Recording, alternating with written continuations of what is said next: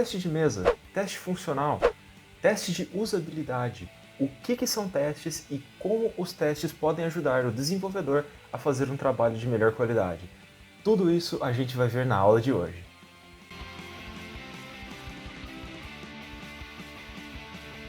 Olá pessoal, eu sou o Arthur e hoje a gente está indo para a nossa 8ª aula sobre Python. Nesta aula a gente vai estar falando um pouquinho sobre testes. Arthur, o que são testes? Os testes, eles garantem a integridade e a qualidade do nosso código.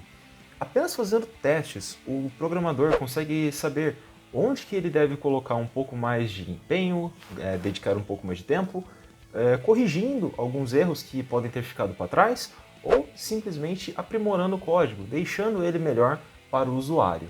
Testes podem também orientar o desenvolvimento do seu software. TDD, ou Test Driven Development, é um exemplo disso. A gente pode utilizar casos de teste, ou seja, cenários onde nosso programa deve passar para orientar o desenvolvimento do nosso código. Por exemplo, vamos pensar num código de calculadora. Por exemplo, o nosso programa ele deve somar 2 mais 2 e retornar um valor que é igual a 4. Então a gente deve executar um teste exatamente neste sentido. Se a gente executar um teste e 2 mais 2 for igual a 22, por exemplo, o programa ele literalmente colocou o 2 e o 2 junto, a gente tem um erro. E a gente deve consertar nosso programa para passar nesse teste e finalmente ter um programa funcional. Entretanto, os testes eles são diversificados. Geralmente, a gente separa testes em duas grandes famílias. Os testes eles podem ser automatizados ou eles podem ser unitários. Testes automatizados eles utilizam bibliotecas da própria linguagem para executar uma série de testes pré-definidos pelo programador para garantir que o software está funcionando de maneira correta. Existem também outros testes automatizados feitos por softwares secundários que testam seu programa para garantir que ele está rodando bem e que ele não vai dar nenhum problema durante a execução. E os testes unitários. Os testes unitários são geralmente os testes feitos na hora ali no desenvolvimento pelo programador, só para garantir que uma feature ou alguma linha de código colocada recentemente no programa está funcionando, está correta, está do jeito que você espera. Um teste unitário nada mais é às vezes do que você colocar um print no meio de uma função para garantir que aquela função está realmente sendo executada, está sendo chamada. E é super simples. Testes automatizados geralmente exigem um pouquinho mais de dedicação do programador. E os testes eles podem ser diversificados em outras 3 famílias. Os testes de mesa, funcionais e de usabilidade. Você pode executar esses 3 tipos de teste tanto automaticamente como de maneira unitária, mas lembre-se que esses são os mais comuns a serem feitos. Os testes de mesa, eles avaliam se o programa está funcionando corretamente, de acordo com o planejado. Os testes funcionais, ele garante que o programa executa todas as tarefas que o programa deve executar. E os testes de usabilidade garante que o programa atende às expectativas de interface do usuário, ou seja, se a interface do aplicativo está concisa com o que o programador tinha em mente no início. Só para explicar essa diferença entre os testes para vocês, vamos lá no Colab que eu vou mostrar para vocês com exemplos práticos como que os testes são feitos e qual que é a diferença entre um teste de mesa, funcional e de usabilidade. Eu vou deixar o link do Colab na descrição desse vídeo, entrem lá e a gente se encontra no Colab.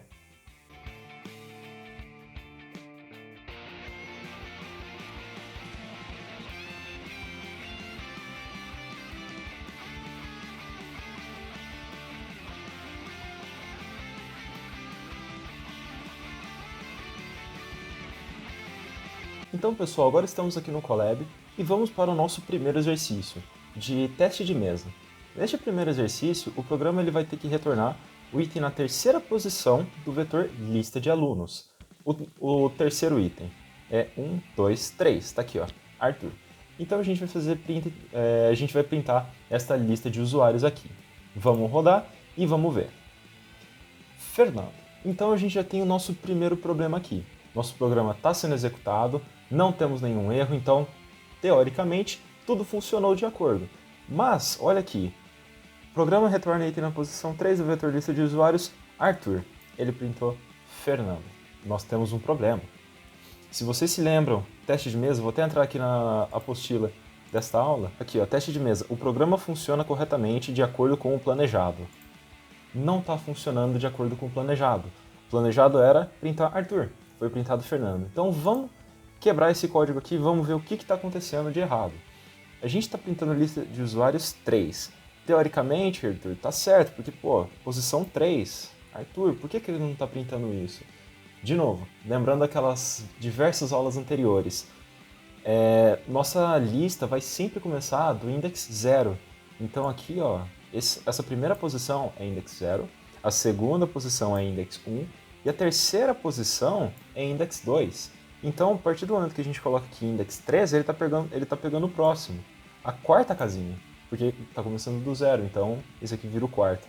Então a gente só tem que vir aqui ó, e colocar 2. Se a gente executar de novo, Arthur, tá tudo certo, bacana, acertamos o nosso primeiro exercício. Vamos agora para o segundo, o teste funcional.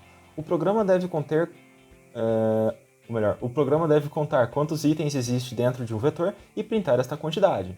Bacana, vamos lá. Lista de usuários de novo, os mesmos nomes. A gente definiu uma variável quant, que é igual a 0, inicializando ela. E a gente tem aqui, vamos desconsiderar esse comentáriozinho aqui, for i em listas de usuário. Então o i ele vai estar iterando sobre essa lista de usuários, né? Quant, nossa variável quant é igual a quant mais 1, então ele vai, toda vez que o i assumir um desses valores aqui, né? Marcelo, depois Dinho, Arthur, Fernando e Cláudio, ele vai incrementar uma unidade em seu valor. Vai começar com 0, depois vai para 1, 2, 3 e assim por diante. E a gente vai printar essa quantidade. Vamos executar e vamos ver o que acontece. Bacana, nada explodiu, mas a gente tem 1, 2, 3, 4, 5. Vamos voltar aqui então no nosso teste funcional. O programa executa as tarefas que está disposto a fazer. Ele executa e não executa ao mesmo tempo, porque a gente queria saber a quantidade de itens dentro dessa nossa lista. A gente sabe, só que tá feio, porque a gente printou uma sequência. Então a gente não sabe direito o que está acontecendo aqui. Tá feio, não tá bacana. Vocês podem ver que aqui a gente está printando toda vez a quantidade, ou melhor, o valor contido dentro da nossa variável quant, que é a quantidade, né? Se a gente simplesmente movesse esse print para fora do nosso laço for, ele só ia printar a nossa variável quant quando acabasse esse loop, ou seja, quando a gente já tivesse definido o tamanho final desse vetor aqui. Né? Então ele ia iterar sobre todo o vetor, a gente já ia saber quantos itens existem dentro desse vetor aqui, e só depois a gente printa, para não ficar esse bando de número aqui. Vamos executar. Melhorou bastante. Já está bem interessante. E a gente pode melhorar isso aqui mais ainda. Só vou tirar aqui esse espacinho. Existem. Ops, se eu escrever certo ajuda. Existem. Parece que vai melhorar um pouco. Opa. É, verdade. Lembra daquele problema que eu tinha achado num vídeo anterior? Que a gente não pode colocar um int junto com frases? Pois é, a gente tem que passar isso aqui para string. Vem aqui, ó, str, coloca ele entre parênteses, Arthur deu mole de novo e agora sim funcionou. Lembre-se, quando você quer colocar um número inteiro no meio de uma frase, você tem que transformar esse número inteiro em uma letra também, em uma string, porque senão ele vai jogar um erro para você e não vai ser bacana. Então agora sim, consertado, adequado, matamos o exercício 2. Vamos para o nosso exercício 3, teste de usabilidade. O usuário irá digitar qual nome deseja saber se consta na lista de usuários e, se constar, deve retornar uma confirmação com sua posição. Bacana. O que o teste de usabilidade nos diz? O teste de usabilidade, o programa deve atender às expectativas de experiência do usuário. Então, em resumo, tem que ficar bonito para o usuário. A interface tem que ser clara. Tem que direcionar o usuário certinho para o que ele vai fazer. Então, bacana, a gente tem aqui uma lista de usuários, né, a mesma coisa que a gente tinha antes. A busca do usuário, que é o dado que a gente vai pegar ali na hora do usuário. E a gente vai checar se a busca do usuário está em lista de usuários. É engraçado que esse in ele faz ele faz exatamente isso. Ele pega um e verifica se contém no outro. Vamos executar. Arthur. True. O que é true? É feio, né? Claro, para nós que estamos desenvolvendo, que a gente conhece um pouco de Python, a gente consegue entender o que está acontecendo aqui. Basicamente, ele encontrou Arthur. Ele sabe que Arthur está dentro da lista de usuários. E se a gente colocar aqui de novo e escrever, não sei, Guilherme, ele vai retornar false, porque ele não encontrou esse nome na nossa lista de usuários. Então, bacana, tá certo, o programa funciona? Sim e não. Primeiro que ele não está retornando a nossa posição, o que já é um problema. Nosso programa ele falhou no nosso teste. Em qual teste? Ele falhou no nosso teste funcional. Ele não está executando todas as tarefas que ele se propôs a fazer. E também está falhando em teste de usabilidade, porque ele não está atendendo perfeitamente as expectativas do usuário. Ele retornou um true ou false. O que isso quer dizer? Ele não está retornando direito se o usuário digitado está na lista de usuários. Ele vai retornar true, false. Estranho isso, não fica bacana. Então a gente vai sim melhorar esse programa aqui. Vamos reescrever ele vai ficar um pouquinho mais complexo. Então a gente vai perder um pouco em simplicidade do código, mas a gente vai ganhar em qualidade. Então vou refazer esse programa, já volto com vocês. 2000 years later. Então pessoal, voltamos aqui com esse exercício refeito. A gente refatorou um pouquinho esse código e parece que agora ficou mais interessante. O que surgiu no meio dessa bagunça de código aqui? A gente tem agora duas funções. Uma função se chama busca. E o que ela vai fazer? Ela vai buscar se aquele nome que o usuário colocou, aquele nome que o usuário está procurando, ele realmente existe na lista de usuários. Então, a gente vai passar como parâmetro para essa função busca uma lista, ou seja, a lista de usuários, né? E o input desse usuário, o nome que ele quer procurar. For i em lista, ou seja, a gente vai iterar sobre essa lista.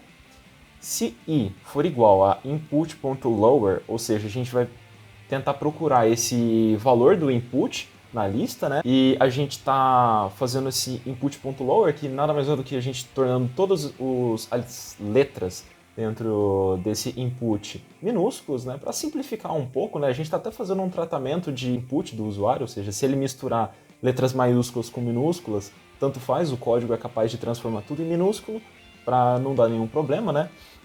Porque senão, se estivesse aqui na nossa lista as letras iniciais em maiúsculo e o usuário digitasse tudo em minúsculo, o nome ia estar lá, mas não ia aparecer só por causa de uma diferença de letra, então não é legal fazer isso.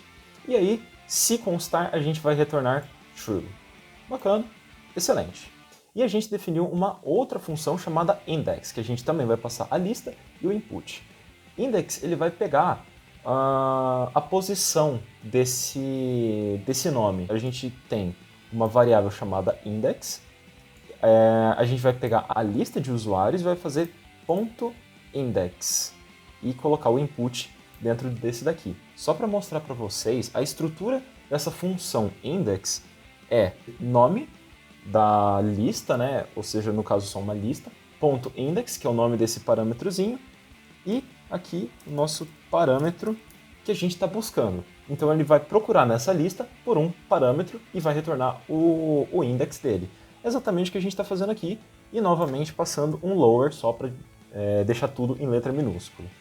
E a gente vai printar exatamente o index desse cara. Aí a gente definiu novamente uma lista de usuários, a busca do usuário, né? E a gente vai fazer se for verdadeiro isso daqui, né? Se realmente o nome procurado pelo usuário estiver na lista de usuários, a gente vai procurar a posição desse nome. Se ele não existir, então a gente não precisa procurar. A gente já sabe que ele não está na lista e a gente economiza, inclusive, um pouco de processamento. É simples assim, nada demais. Então vamos executar aqui. Este nome do usuário que deseja encontrar. Vamos até misturar aqui. Arthur.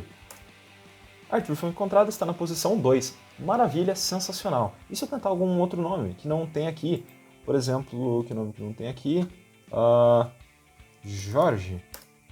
Jorge não foi encontrado. Maravilha, nosso programa está excelente, tem tudo que a gente queria. E agora, a interface dele colabora com o usuário. O usuário sabe o que está acontecendo, sabe o que tem que fazer, ele apoia as decisões que o usuário está tomando aqui. Então, se o nome existir, ele nos fala que o nome foi encontrado e ele nos retorna, inclusive, a posição desse nome. Se o nome não for encontrado, o nome não foi encontrado. Bacana? Então, pessoal, é assim que se trabalha com testes.